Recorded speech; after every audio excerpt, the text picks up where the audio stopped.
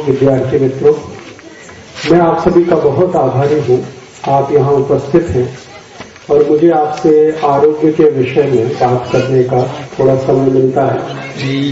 आपसे इस बात के लिए क्षमा चाहता हूँ कि बहुत अच्छे से मराठी भाषा नहीं बोल पाता, इसलिए हिंदी मराठी मिलाकर बात करूंगा। मेरी बात आपको ठीक से समझ में आएगी, ऐसा मेरा विश्वास है।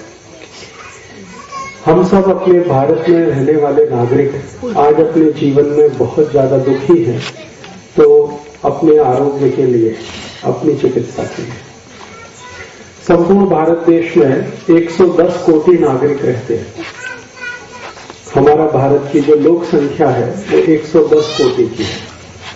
इस 110 कोटि की लोक संख्या में सबसे जास्ती लोक संख्या शेतकरी नागरिकों की है, काश्तकार। 77 कोटि शेतकरी नागरिक इस देश में है और बाकी लगभग 30 से 33 कोटि नागरिक शहर में रहते हैं। शहर और गांव में रहने वाले जो नागरिक हैं, इनको अपने जीवन में तरह तरह के रोग उत्पन्न होते हैं और उन रोगों की चिकित्सा के लिए वो अपने जीवन में सबसे ज्यादा पैसा खर्च करते हैं। हमारे अपने जीवन के जो रोग हैं, जिनकी चिकित्सा में हम पैसा खर्च करते हैं, मैं उसके बारे में एक बार भारत सरकार को एक पत्र लिखा था। भारत सरकार का आरोग्य खाता है, उसके एक मंत्री हैं, आरोग्य मंत्री भारत देश के। उनको मैंने प्रश्न पूछा कि 110 कोटि भारतीय नागरिक हैं, इसमें कितने कोटि नागरिक स्वस्थ हैं? तो उन्होंने कहा कि स्वस्थ नागरिक भारत में अभी नहीं है, जास्ती से जास्ती नागरिक अस्वस्थ हैं, रोग है उनको। तो क्या क्या रोग है? तो उन्होंने बताया कि लगभग भारत में 10 कोटि नागरिक हैं जिनको डायबिटीज माने मधुमेह, शक्कर का रोग। उसमें से 7.5 कोटि नागरिक तो ऐसे हैं जिनको बहुत भयंकर है और लगभग 2.5 कोटि नागरिक ऐसे हैं जिनको अभी शुरू हुआ है। ऐसे 10 कोटि नागरिकों को डायबिटीज है। 12 कोटि नागरिक भारत में ऐसे हैं, स्त्री पुरुष, जिनको दमा है, अस्थमा और टीबी, ट्यूबरकुलोसिस। फिर लगभग भारत में 10-12 कोटि नागरिक ऐसे हैं जिनको संधिवात है, घुटने का दर्द है, कमर का दर्द है, कंधे का दर्द है, संधिवात से परेशान। फिर भारत देश में लगभग 5 से 6 कोटि नागरिक हैं जिनको पेट की समस्या है, जैसे मूलव्याध है, बवासीर है, भगंदर है, अपच है, कोष्ठबद्धता है, ऐसी बीमारियां। लगभग 10 से 12 कोटि नागरिकों को आंखों के रोग हैं, या तो उनको कम दिखाई देता है या बिल्कुल नहीं दिखाई देता है, या तो मोतियाबिंद आ गया, या तो काला पानी हो गया, ग्लूकोमा हो गया, ऐसी बीमारियां। और इन सब बीमारियों के लिए हर दिन खर्चा लगता है। अगर आपको डायबिटीज है, शक्कर का रोग है और आप किसी भी डॉक्टर से इलाज कराएं तो कम से कम तो साल का खर्च 6-7 हजार रुपए हो जाता है। महीने का खर्च 500 से 600 रुपए आता है, क्योंकि डॉक्टर वो एक इंजेक्शन लगाने के लिए बोलता है, इंसुलिन इंजेक्शन। तो रोज लगाओ तो ठीक रहोगे, नहीं तो कुछ भी हो सकता है। और डॉक्टर बोलता जीवन पर्यंत उसको लगाना है। तो जीवन पर्यंत आपको 5-6 हजार रुपए साल का खर्चा हो गया। अब अगर आप 10 साल इलाज कराएंगे तो 60-70 हजार रुपए गया आपका। ठीक होने की संभावना नहीं, क्योंकि एलोपैथी के सभी डॉक्टर बोलते हैं कि डायबिटीज रोग ठीक नहीं होता। ऐसे ही दमा है, अस्थमा है, उसके बारे में सभी डॉक्टर बोलते हैं कि ये बीमारी ऐसी है जो दम निकलने के बाद ही जाती है। माने आपकी मृत्यु हो जाए तो बीमारी ठीक हो जाती है, ऐसा डॉक्टर बोलते हैं दमा के बारे में। और दमा का इलाज अगर कोई एक व्यक्ति कराए एलोपैथी में तो महीने का खर्च कम से कम 700-800 रुपए आता है, साल का खर्च 10,000 रुपए तक आ जाए, फिर भी ठीक होने की कुछ गारंटी नहीं। ऐसी मूलव्याध है, बवासीर है, भगंदर है, इसके बारे में वो कहते हैं ऑपरेशन कराओ, लेकिन ऑपरेशन के बाद फिर हो जाता है, फिर ऑपरेशन कराओ, फिर हो जाता है, और एक ऑपरेशन में 15-20 हजार रुपए खर्च हो जाता है। तो एक व्यक्ति को जिंदगी में 3-4 बार कराना पड़ा तो उसका 70-80 हजार रुपए गए। तो ये सब बीमारियां जो हमारे शरीर में है, इनका तो कुछ ऐसा इलाज होना चाहिए जो स्थायी हो, परमानेंट हो, बार बार बीमारी ना आए, एक बार में ठीक हो जाए और खर्चा भी ज्यादा ना लगे। क्योंकि ये जो खर्चे वाली बीमारियां हैं, अगर इनको हम ठीक करने के लिए परेशान रहें तो जिंदगी कर्जे में डूब जाती। मैंने बहुत सारे शेतकरी नागरिकों को देखा है कि उनके ऊपर बहुत सारा कर्ज है, सिर्फ इसलिए कि बीमारी के लिए, चिकित्सा करने के लिए उन्होंने कर्ज लिया है। कई शेतकरी भाई ऐसे हैं जिनका घर बिक जाता है, जमीन बिक जाती है, गाय बैल सब बिक जाते हैं। ऐसी स्थिति गांव-गांव में है। मैं पिछले कई वर्षों से इस चिकित्सा विषय का अभ्यास करता हूं और अभ्यास इस दृष्टि से करता हूं कि भारत के नागरिकों को सस्ती से सस्ती चिकित्सा कैसे मिले और जिंदगी भर वो ठीक रहे, स्वस्थ रहे, उसके लिए क्या उपाय हो। तो इस दृष्टि से मैंने भारत देश में सबसे पुरानी जो चिकित्सा पद्धति है उसका नाम है आयुर्वेद। आयुर्वेद चिकित्सा पद्धति का मैं पिछले कई वर्ष से अभ्यास करता हूं। भारत देश में आयुर्वेद चिकित्सा पद्धति लगभग 5000 वर्ष पुरानी है। जब इस देश में भगवान कृष्ण हुए ना, महाभारत हुआ, उसको 5000 वर्ष पूरे हो गए। वो समय से आयुर्वेद चलता है। और कई जगह तो हमारे पुराने शास्त्रों में है कि रामचंद्र जी के जमाने में भी आयुर्वेद था, क्योंकि राम जी के भाई थे लक्ष्मण, उनको मूर्छा आई थी रावण के साथ युद्ध करने में, तो उनकी चिकित्सा संजीवनी नाम की एक बूटी से हुई थी। वो संजीवनी आयुर्वेद की औषधि है। तो अगर राम जी के बारे में बात करते हैं और उस समय का सोचते हैं तो रामचंद्र जी को हुए 5,13,000 वर्ष हो गए। इसका अर्थ यह है कि 5,13,000 वर्ष पहले भी आयुर्वेद चिकित्सा थी। और भगवान श्री राम की जो सेना थी उसमें एक आयुर्वेद के चिकित्सक थे, उनका नाम था सुषेण, वैद्य थे वो। तो रावण के साथ युद्ध होता था तो रात्रि को जो वैद्य थे वो सबकी चिकित्सा करते थे। किसी को तीर लगा, किसी को भाला लगा, किसी को कुछ लगा, चोट लगी तो उसकी चिकित्सा करते थे। इसका माने भगवान श्री राम के समय में भी आयुर्वेद था। मैं कहना ये चाहता हूं कि आयुर्वेद चिकित्सा पद्धति लाखों वर्ष पुरानी है। और अगर कोई चिकित्सा पद्धति लाखों वर्ष पुरानी है तो इसका अर्थ यह है कि उसमें सच्चाई है, उसमें ताकत है। नहीं तो इतने साल कोई चिकित्सा पद्धति चल नहीं सकती। अभी जो आधुनिक चिकित्सा पद्धति है, अंग्रेजी चिकित्सा पद्धति जिसको हम एलोपैथी कहते हैं, ये मुश्किल से 200-250 वर्ष पुरानी है। 250 साल पहले ये शुरू हुई है और अभी से ही इतनी तकलीफ उसमें आ रही है कि डॉक्टर खुद परेशान है। उनकी परेशानी क्या है? रोज एक नई दवा आती है और रोज एक नया रोग आता है। जितनी दवाएं आती हैं उतने नए नए रोग आते हैं और कई बार दवाएं फेल हो जाती हैं, रोगी ठीक नहीं हो पाते। हमने कभी नहीं सुना ऐसा एक रोग इस साल आया, चिकनगुनिया। सुना आपने चिकनगुनिया? मैंने कभी सुना नहीं जिंदगी में चिकनगुनिया, लेकिन आ गया। और इस चिकनगुनिया में इतना तकलीफ हुई है, लाखों लोग इसमें परेशान हुए और हजारों लोग तो बेचारे मर गए क्योंकि इसकी औषधि नहीं है डॉक्टरों के पास। तो ऐसे नए नए रोग आते रहते हैं, नई नई चिकित्सा करते रहते हैं, फिर दवाएं आती हैं, फिर रोग आते हैं।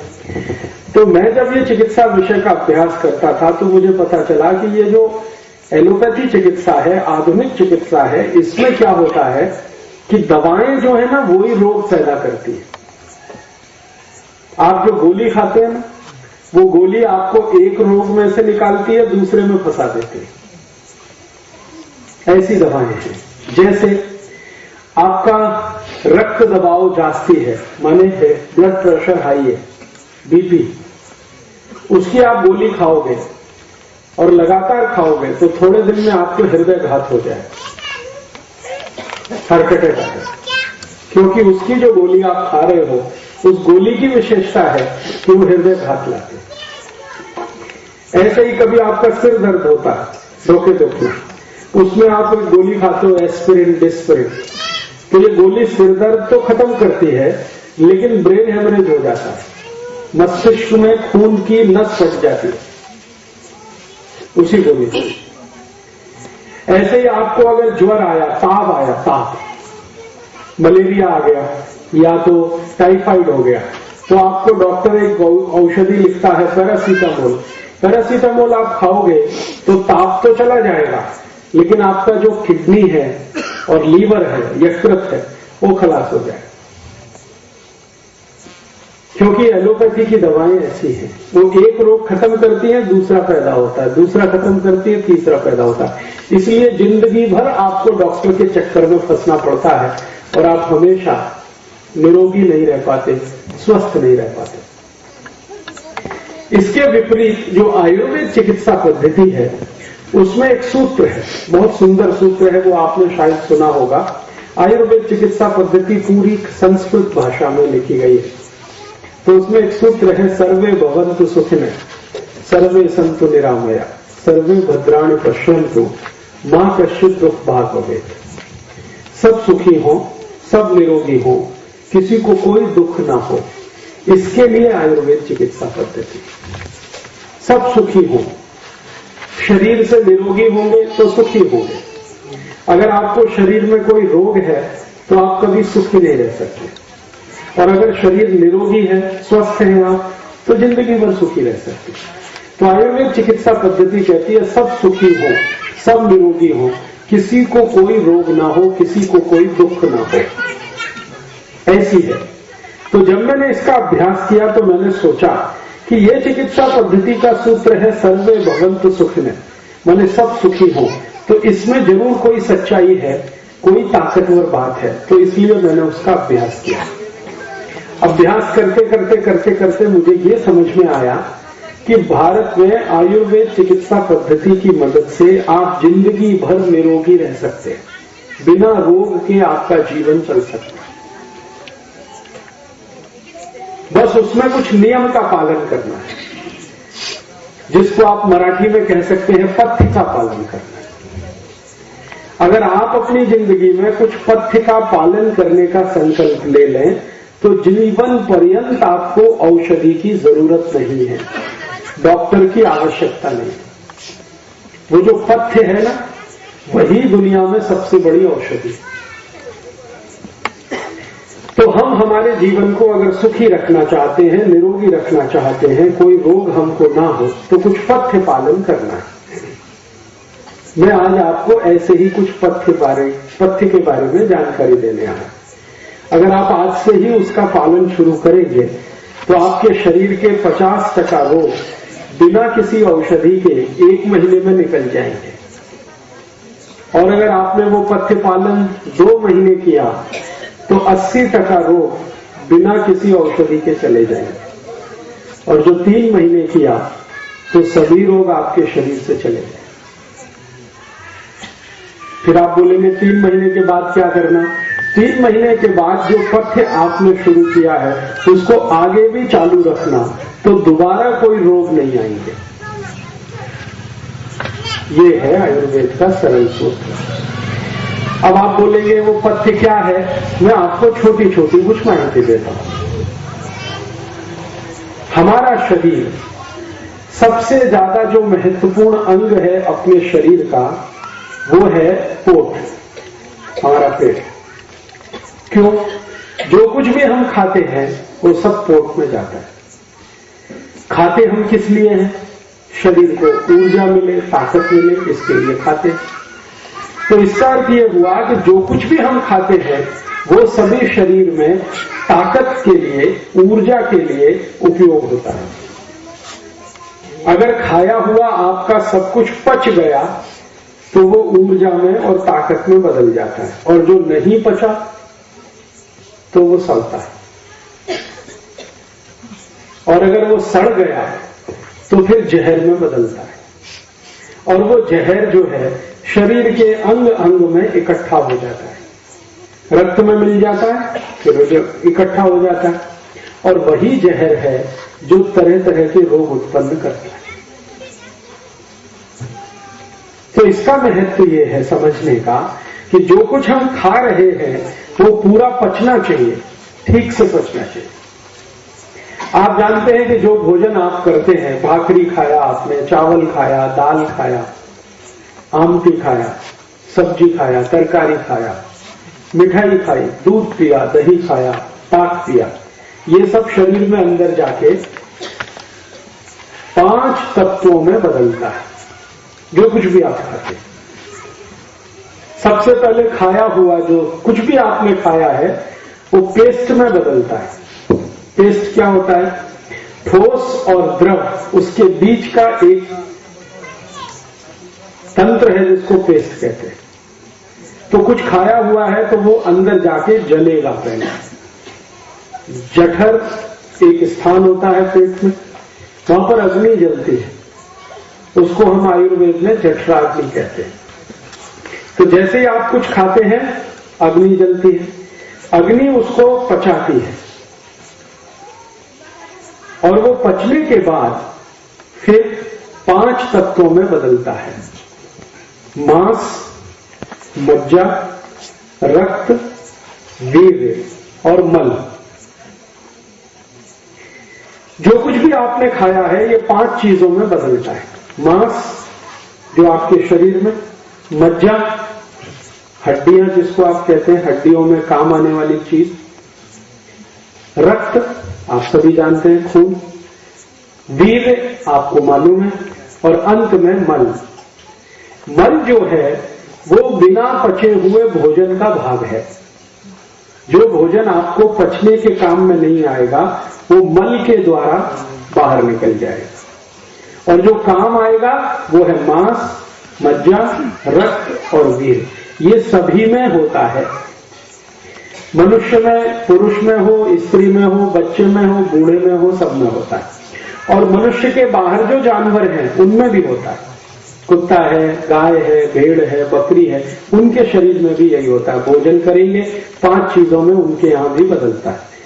अब हम जो भोजन कर रहे हैं वो बराबर पाचन हो, उसका रक्त बने, मांस बने, मज्जा बने, वीर्य बने, और जो बचा हुआ है कचरा वो मल बने, मल शरीर के बाहर निकले।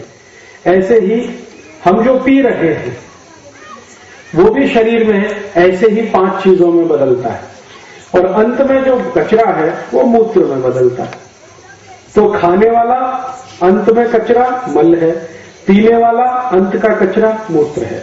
तो मल और मूत्र तो शरीर के बाहर है, क्योंकि इसकी जरूरत नहीं है शरीर को। शरीर को जिस चीज की जरूरत नहीं है उसको वो निकाल लेता है, और जिसकी जरूरत है वो शरीर में काम आता है। मांस, मज्जा, रक्त, वीर्य की हमेशा जरूरत पड़ती है तो वो शरीर के काम आता है। तो जो मुख्य बात है चिकित्सा की वो ये समझने की है कि हम जो भी कुछ खा रहे हैं वो ठीक से पचना चाहिए, उसका मांस, मज्जा, रक्त, वीर्य ठीक से बनना चाहिए। ये बहुत महत्वपूर्ण है। तो ठीक से पचना चाहिए, इसके लिए आयुर्वेद में कुछ सूत्र बनाए, कुछ पथ्य बनाए, और वो पथ्य में 2-3 महत्व की बातें हैं जिनको आज से आप याद रखिए। अगर आपको निरोगी रहना है, रोगमुक्त रहना है, कभी भी बीमार नहीं पड़ना है, तो अपनी जिंदगी में कुछ पथ्य का पालन करिए। उसमें से पहला पथ्य ये है कि जब भी आप खाना खाते हैं तो खाना खाने के 1 तास के बाद पानी पीजिए। ये पहला पथ्य है। अभी कई बार क्या होता है कि हम खाने के साथ साथ पानी पीते रहते हैं। कई लोगों को मैंने देखा है कि खाना कम खाते हैं, पानी ज्यादा पीते रहते हैं। एक टुकड़ा खाया, फिर पानी पी लिया, फिर दूसरा, फिर पी लिया, फिर तीसरा, फिर पी लिया। इससे बड़ी समस्या होती है। समस्या क्या होती है वो समझ लीजिए। आपने जो कुछ खाया, मैंने आपको बोला, अंदर जाके वो जलता है, और वो जलेगा तो उसमें से मांस, मज्जा, रक्त, वीर्य बनेगा। अब आपने भोजन किया, अंदर जलने के लिए अग्नि पैदा हुई, और आपने तुरंत पानी पी लिया। अब क्या होगा? अग्नि शांत हो जाएगी। और अगर अग्नि नहीं है तो जलेगा नहीं वो, और जलेगा नहीं तो पचेगा नहीं, पचेगा नहीं तो सड़ेगा, और सड़ेगा तो जहर बनेगा, जहर बनेगा तो 108 रोग पैदा करेगा। अब क्या क्या रोग पैदा होंगे वो आप सुन लो। जिनको भी भोजन पचता नहीं उनको सबसे पहला रोग शुरू होता है पेट में गैस बनना।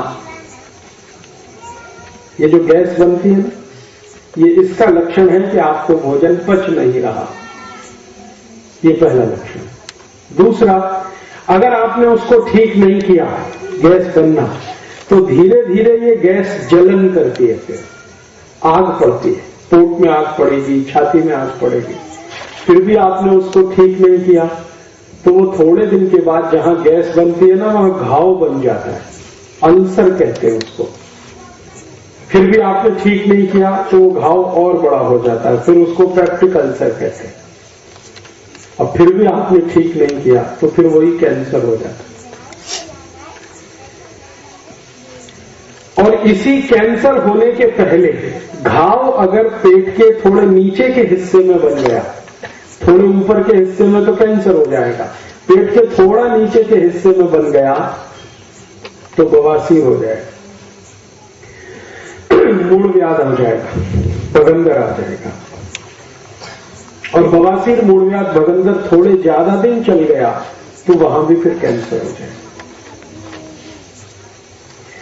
इसलिए खाना खाने के बाद खाने का पचना बहुत जरूरी है, और खाने के पचने के लिए आग जलना बहुत जरूरी है। तो आग जलने के लिए पानी नहीं पीना जरूरी है। अगर पानी पिएंगे आग बुझ जाएगी। तो आयुर्वेद का पहला पथ्य है, पहला नियम है कि जिंदगी भर अच्छे से खाना आपको पचे तो आप खाने के तुरंत बाद कभी भी पानी नहीं पीना। पानी पीना हो तो कम से कम 1 तास के बाद पीना। अब आपका एक प्रश्न आएगा कि खाना खाते खाते गले में फंस गया तो आयुर्वेद का दूसरा पथ्य है कि खाने को धीरे धीरे खाना, हड़ू हड़ू, जल्दी जल्दी नहीं, सावकाश। जल्दी जल्दी खाएंगे गले में फंसेगा, धीरे धीरे खाएंगे, चबा चबा के खाएंगे, आराम से जाएगा। तो कितना धीरे खाना खाना, इसके लिए दूसरा पथ्य है। आपके मुंह में दांत कितने हैं एक बार आप गिन लो। किसी को 32 होंगे, किसी को 30 होंगे, किसी को 28 होंगे, कोई कोई को 26 भी होंगे। दांत सभी को हैं, गिन लो आप। तो आयुर्वेद का नियम यह है कि जितने आपके दांत हैं उतनी बार भोजन को चबाना। आपने भाखरी का एक टुकड़ा तो मुंह में रखा, अगर आपके 32 दांत हैं तो उसको 32 बार चबाना। अगर 30 दांत हैं तो 30 बार चबाना, 28 दांत हैं 28 बार चबाना। 2-3 दिन गिनकर चबाना। 2-3 दिन अगर आपने गिन लिया तो चौथे दिन से अपने आप वो बिना गिने ही उतनी बार वो मुंह चबाएगा, क्योंकि वो कंप्यूटर में फिक्स हो जाएगा। ये जो दिमाग है ना, ये कंप्यूटर है, और जबरदस्त कंप्यूटर है। इससे बढ़िया दुनिया में कोई कंप्यूटर नहीं। तो आपने 1 दिन गिना, 2 दिन गिना, तीसरे दिन से गिनने की जरूरत नहीं पड़ेगी, वो मुंह 32 बार ही चलेगा। बस आप उसका नियम भंग नहीं करना। तो आयुर्वेद का पहला पथ्य मैंने बोला कि खाने के 1 तास बाद पानी पीना। दूसरा पथ्य है कि खाने को चबा चबा के खाना। एक बार का भाखरी अगर खाया या रोटी खाया तो कम से कम 32 बार चबाना। दांत आपके अगर 30 हैं तो 30 बार चबाना, 28 है तो 28। तो अगर आप अच्छे से चबाएंगे तो सारा खाना आसानी से नीचे जाएगा, पानी पीने की जरूरत नहीं पड़ेगी। ठीक है। फिर आप कहेंगे जी खाने के बाद कुछ तो पीना चाहिए। तो आयुर्वेद ने कहा है कि हाँ कुछ पी सकते हैं, लेकिन क्या पीना है? पानी नहीं पी सकते। खाने के बाद अगर पीना हो तो ताक पीना, दूध पीना, शिरडी का रस पी सकते हैं, मौसम्मी का रस पी सकते हैं, आम का रस पी सकते हैं, नींबू का रस पी सकते हैं, पानी नहीं पीना। अब आप कहेंगे ये तो बड़ा विचित्र है आयुर्वेद, ताक पीने की बात किया है और पानी पीने को मना करते। ताक में तो पानी ही है ना, है कि नहीं? दही तो थोड़ा होता है, दही से ज्यादा तो पानी होता है, तो सादा पानी पीने का आयुर्वेद मना करता है, फिर ताक पीने का क्यों? कारण उसका यह है, पानी की एक विशेषता है। पानी के बारे में आपने सुना होगा, महसूस भी किया होगा कि पानी को जिस चीज में मिलाओ वैसा ही हो जाता है। उसका जो गुण है ना, तो जिस चीज में मिलाओ वैसे ही हो जाता है। अगर दूध में पानी को मिला दिया तो पानी का गुण दूध का हो जाता है। दही में पानी मिला दिया और ताक बना दिया तो पानी का गुण दही का हो जाता है। शिरडी के रस में पानी मिला दिया तो उसका गुण शिरडी के रस वाला हो जाता है। मौसम्मी के रस में मिला दिया तो मौसम्मी का गुण हो जाता है। तो पानी को जिसमें मिलाओ पानी वैसे ही हो जाता है। आपने वो गीत सुना है, पानी रे पानी तेरा रंग कैसा, जिसमें मिला दो लगे उसके जैसा। तो आपने ताक में मिलाया है, माने दही में मिलाया, तो फिर वो पानी नहीं रहा, वो दही हो गया। दूध में मिलाया तो पानी नहीं रहा, दूध हो गया। शिरडी के रस में मिलाया तो पानी नहीं रहा, शिरडी का रस हो गया। तो पानी को दही में मिला के ताक बना के पी लो, पानी को दूध में मिला के दूध पी लो, शिरडी के रस में मिला के शिरडी का रस पी लो। भोजन के बाद पानी मत पियो, 1 तास तक, 1 तास बाद पियो। ठीक है, समझ में आया? अभी 2 सूत्र हो गए, मैं फिर से दोहराता हूं ताकि याद हो जाए। पहला सूत्र है भोजन के 1 तास के बाद पानी पीना। दूसरा सूत्र मैंने बताया कि भोजन को चबा चबा के खाना। ठीक है, और भोजन के बाद अगर पीना है कुछ तो ताक पीना है, दूध पीना है या रस पीना है। अब आप ये पूछ सकते हैं ताक कभी पीना, दूध कभी पीना, रस कभी पीना, तीनों का समय अलग अलग है। आयुर्वेद में हर चीज के खाने का समय है।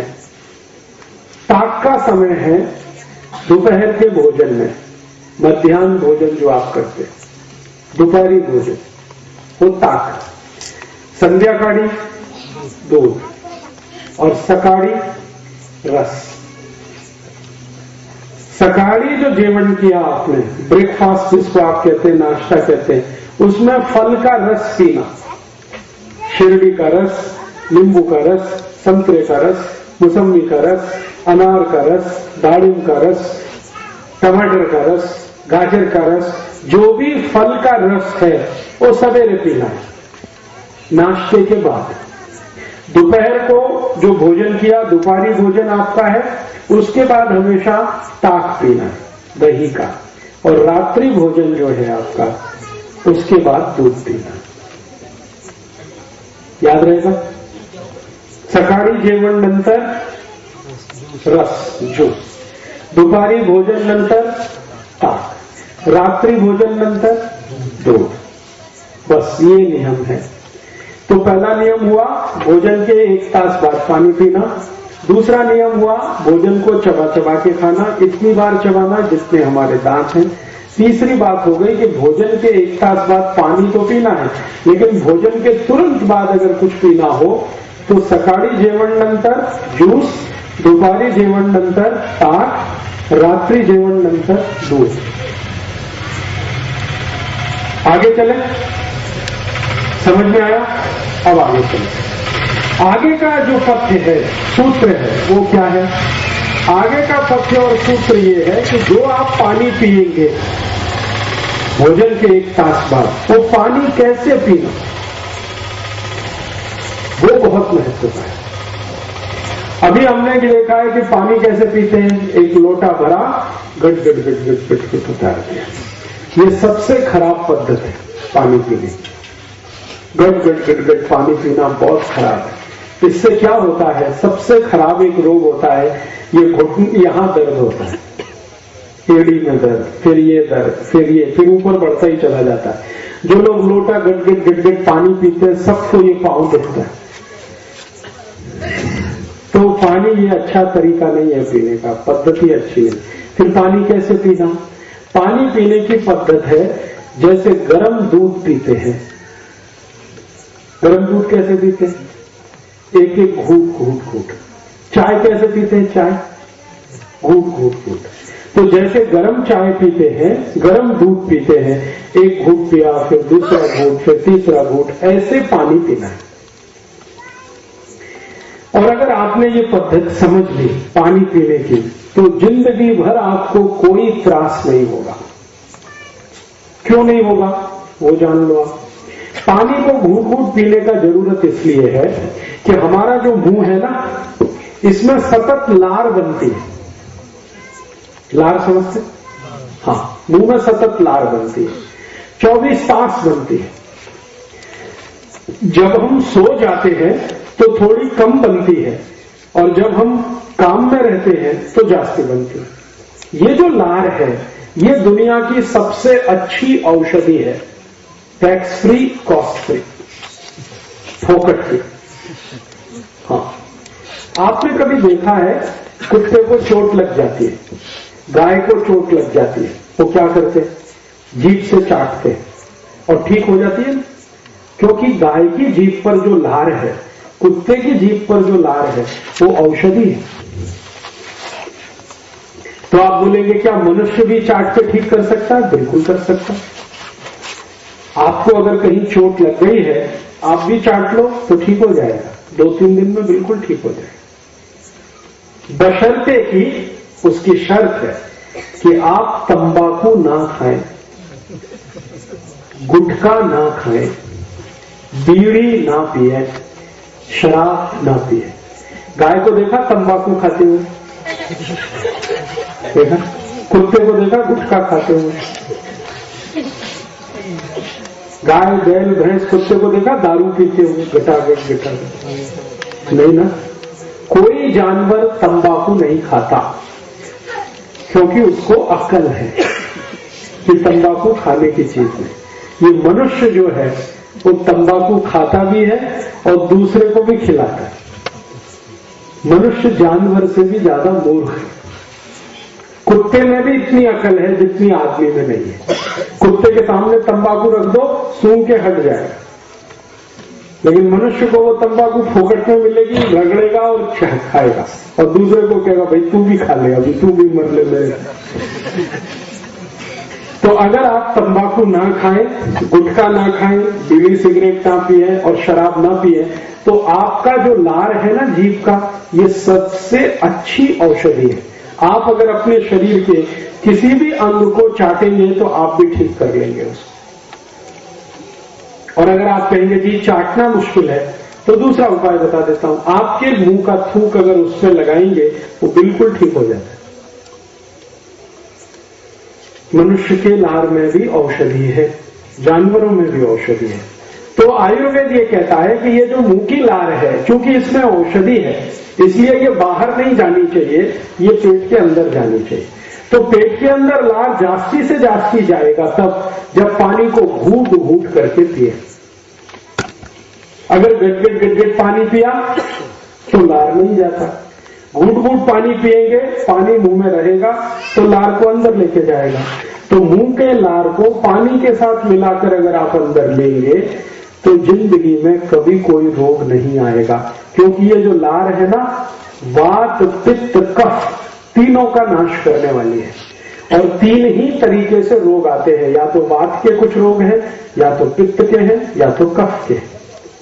चौथा कोई रोग दुनिया में नहीं है। वात के रोगों की संख्या लगभग 48 है, पित्त के रोगों की संख्या लगभग 50 के आसपास, और कफ के रोगों की संख्या भी लगभग 50 के आसपास है।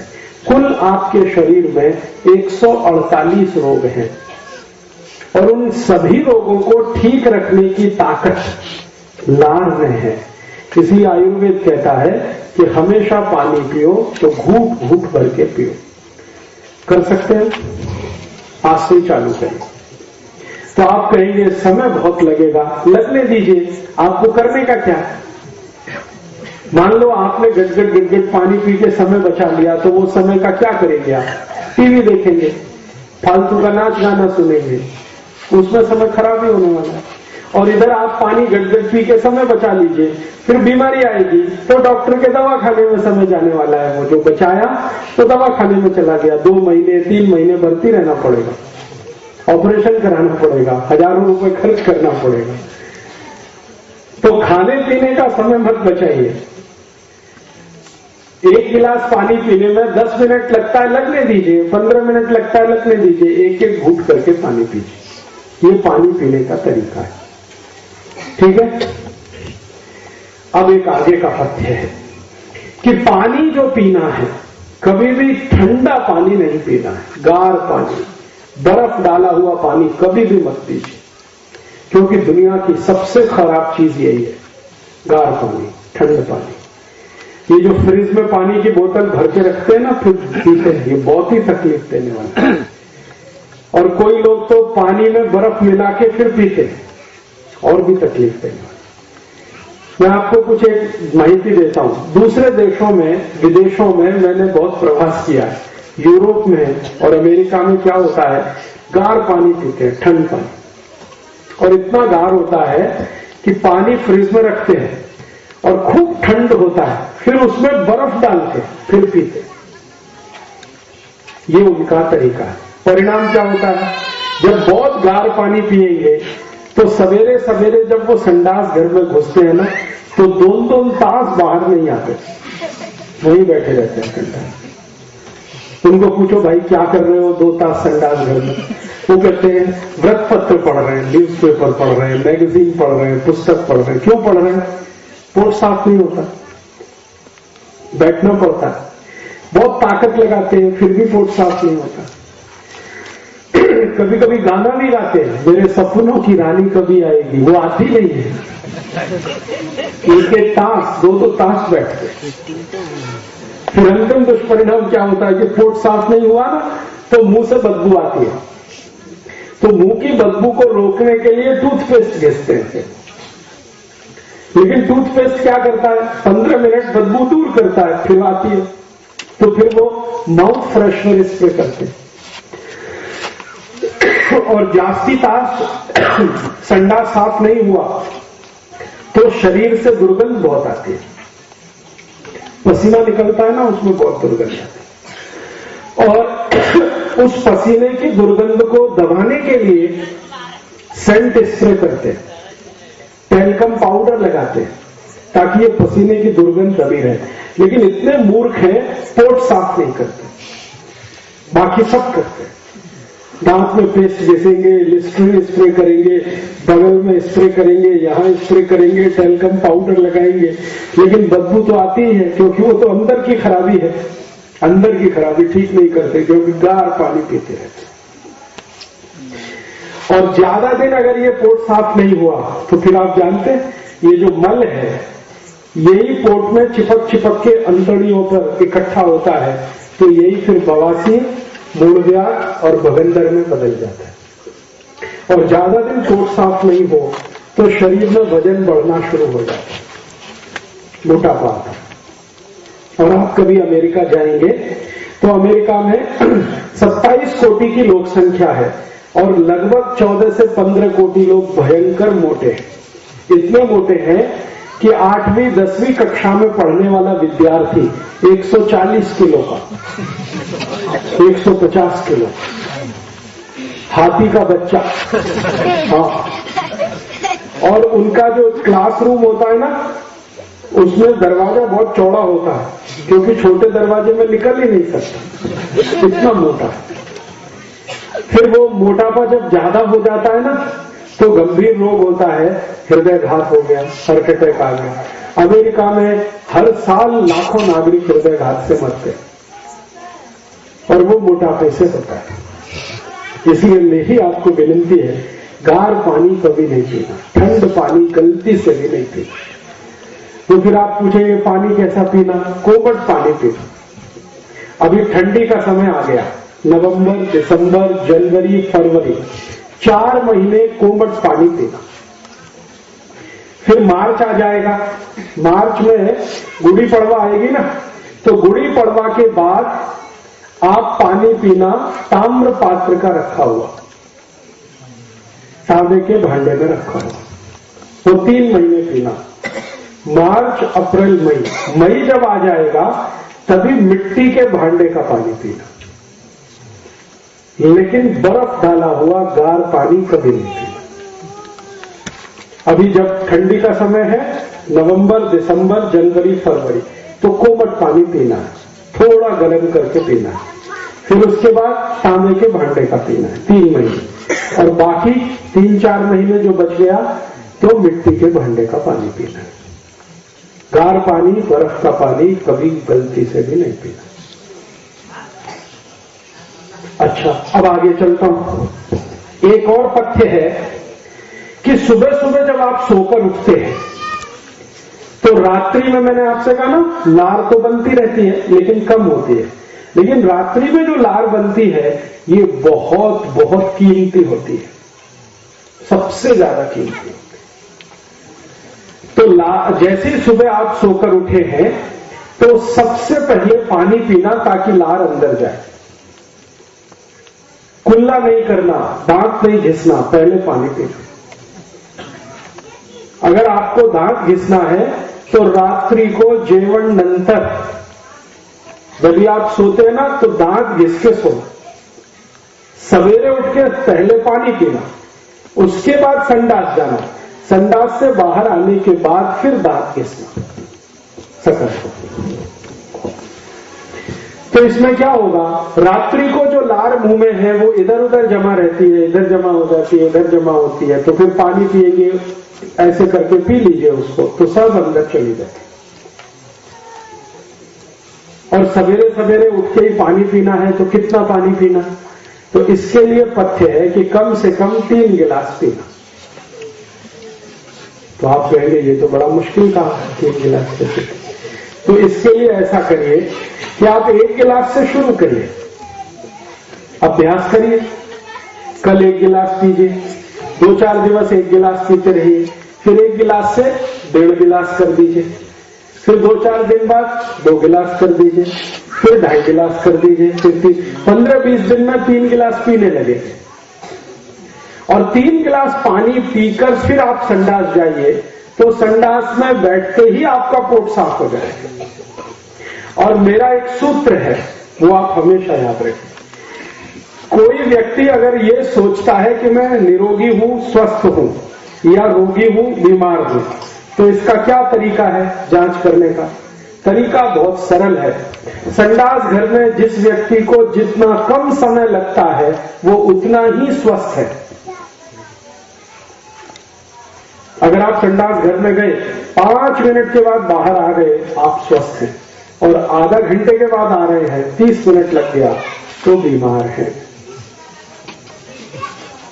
बढ़िया फॉर्मूला है, इसमें कुछ जांचने की जरूरत नहीं है। आपको बैठते ही पोट साफ होना चाहिए, तो आप स्वस्थ हैं।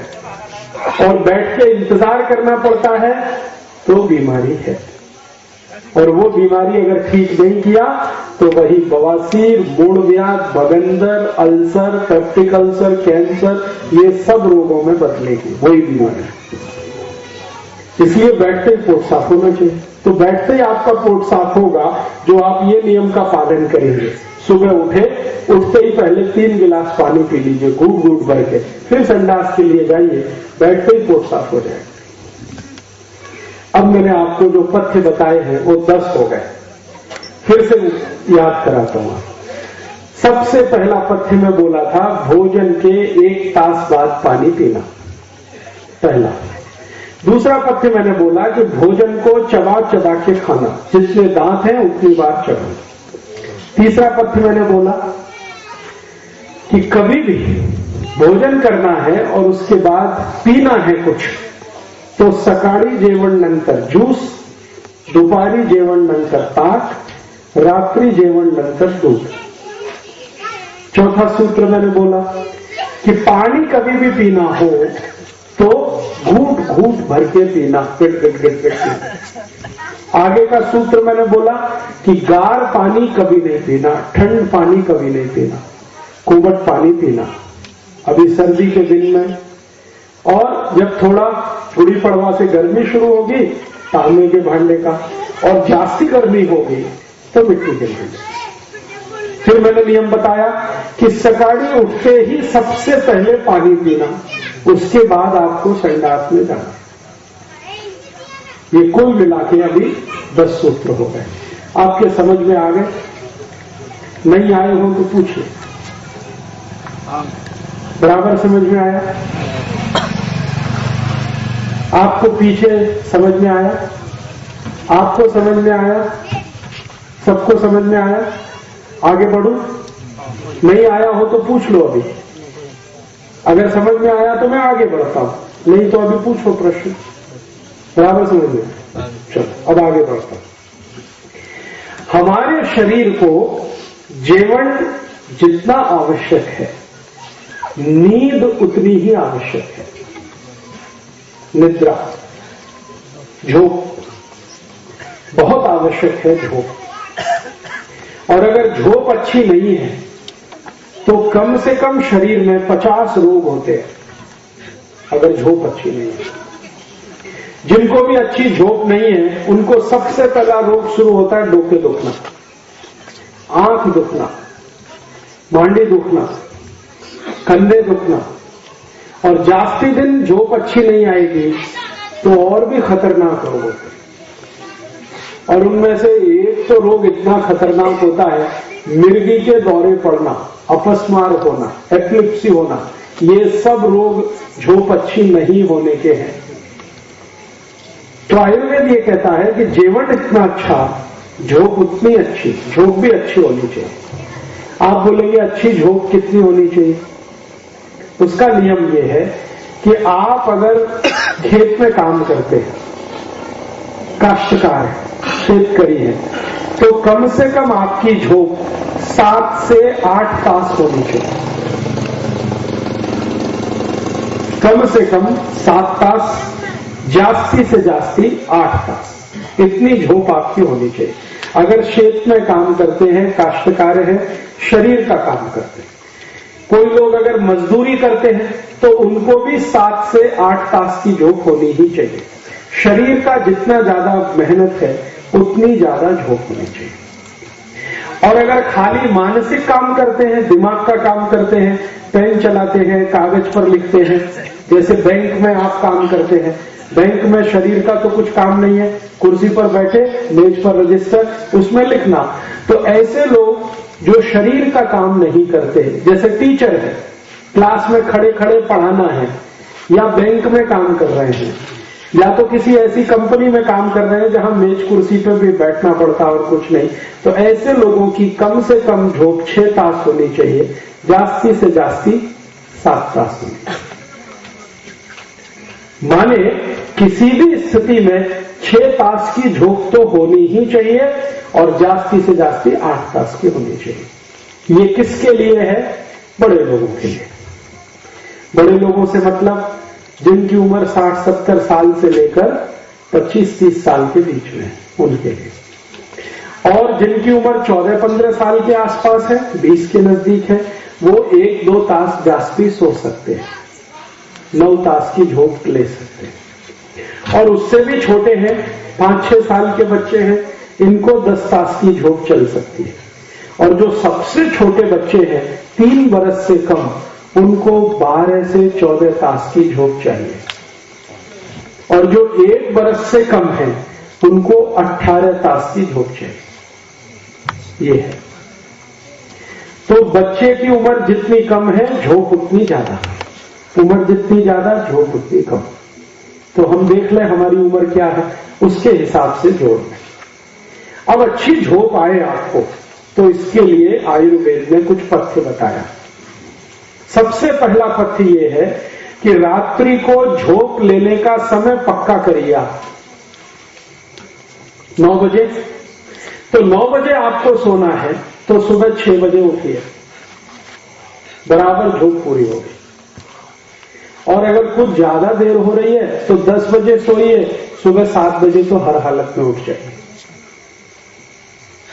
और 9 बजे के पहले सो सकते हैं, 8 बजे, तो सुबह 5 बजे उठ जाइए। 7 बजे सो सकते हैं तो सुबह 4 बजे उठ जाइए, समय नक्की करिए। ये पहला सूत्र है। दूसरा नियम है, दूसरा सूत्र है कि आपको शाम को अच्छी झोंक लेने की है तो झोंक लेने से कम 2 से 3 तास पहले आपका भोजन होना चाहिए। अगर 9 बजे झोंक लेना है तो 6 बजे आपको भोजन खाना चाहिए। 10 बजे झोंक लेनी है तो 7 बजे आपका भोजन हो जाना चाहिए। ये बहुत आवश्यक है।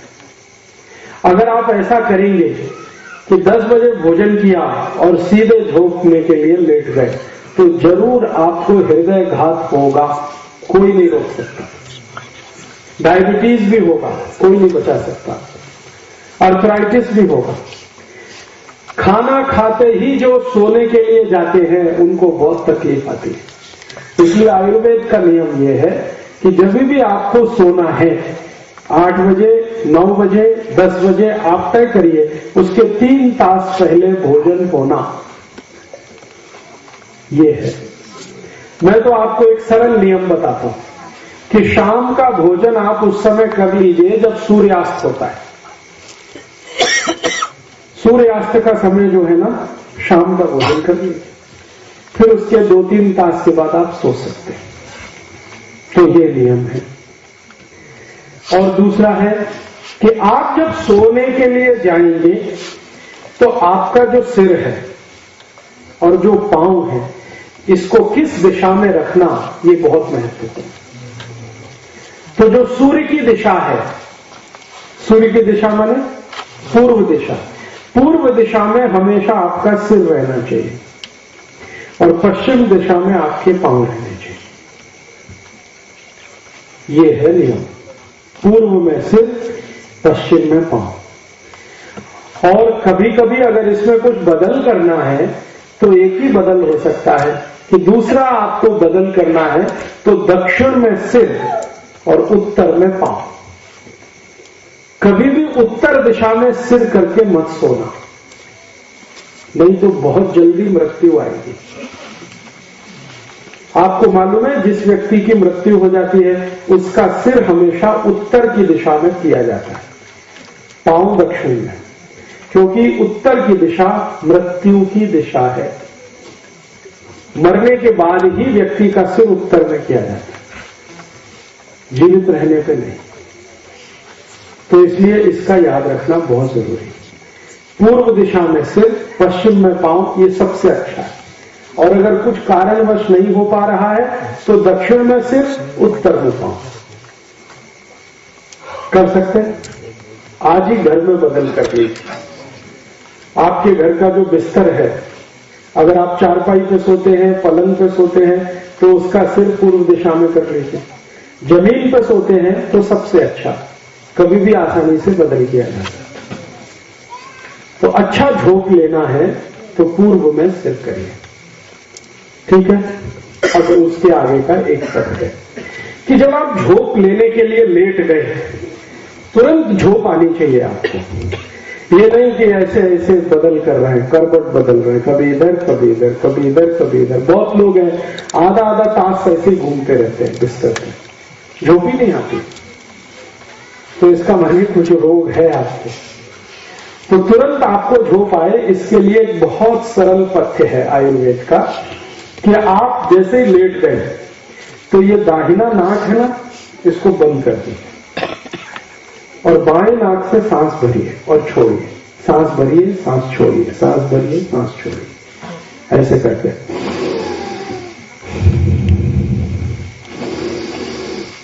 बस 2-3 मिनट अगर आपने ये करना शुरू कर दिया, बहुत अच्छी झोंक है। 2-3 ही मिनट इसका असर होता है। फिर सो जाइए, फिर कोई हरकत नहीं। अब आप पूछेंगे कि भाई सोने का कैसे है? सीधा सोना, पेट के बल सोना, पीठ के बल सोना, ऐसे करवट में, ऐसे करवट में।